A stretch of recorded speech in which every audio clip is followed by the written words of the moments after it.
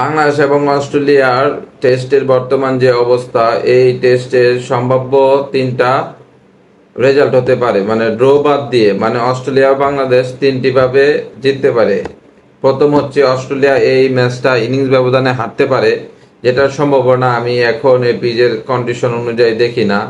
দ্বিতীয় সম্ভাবনা হচ্ছে অস্ট্রেলিয়া 350 থেকে 400 রান করবে, বাংলাদেশকে 150 রান চেস করে খেলাটা জিততে হবে।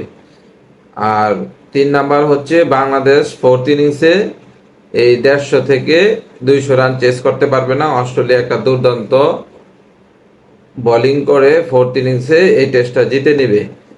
তবে 3 নাম্বারটা হওয়ার চান্স খুবই কম আমার কাছে মনে হচ্ছে। মানে প্রথম দুইটা রেজাল্টে হইতে পারে, হয় অস্ট্রেলিয়া ইনিংস ব্যবধানে হারবে, না হয় অস্ট্রেলিয়া 100 থেকে 80 রানের লিড দিবে, বাংলাদেশ সেটা 4-5 উইকেট হারিয়ে তুলে নিবে। আর বাংলাদেশ একটা ঐতিহাসিক জয় পাবে, আর সবাই আশা করতেছি প্রথম দুইটার একটাই হবে।